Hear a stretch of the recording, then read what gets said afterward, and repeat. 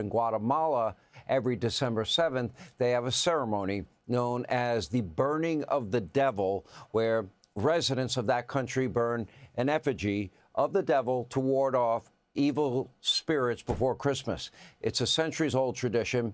This year featured, well, an unexpected twist. This time, the devil effigy was holding a papier-mâché version of President Trump's head, and it was burned right along with the devil itself.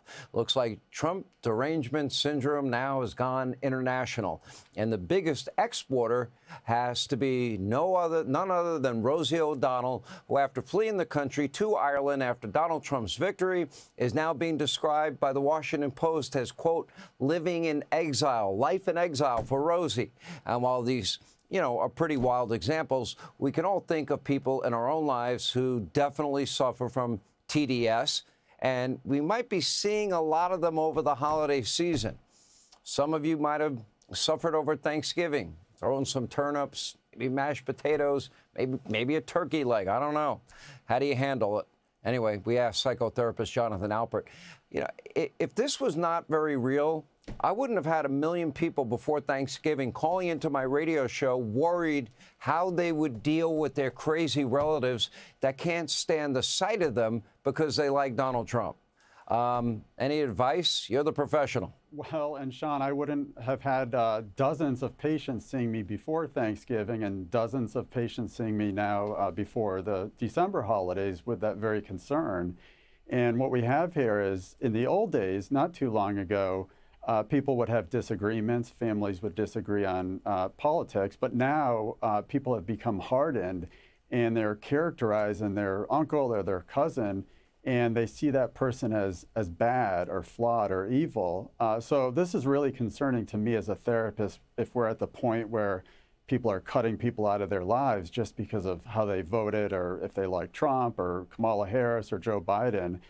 We need to really rise above that and recognize that there's so much more to life and to the holiday season than politics. I happened to be in New York yesterday. I don't go to New York anymore. I left, and I left for good. I'm out. But I had an interview with Erica Kirk, and while I was there, I ran into Chuck Schumer. And I said, Senator, it's your favorite cable news host. How are you? Good to see you. Why would I be mean to a senator just because he has a political point of view that I want no part of and I totally disagree with? And to his credit, he wasn't mean back. I think he rolled his eyes and he goes, oh, no, not you. But why would I be mean to people? Because they disagree with me. What do I care? Well, we're entitled to our views, and good for Senator Schumer and for you for rising above political differences and being a gentleman, and that's how it should be. But all too often, we're seeing great division in our society, and my forthcoming book, Therapy Nation, talks about how we got to that place where people are hating each other just because of how they voted.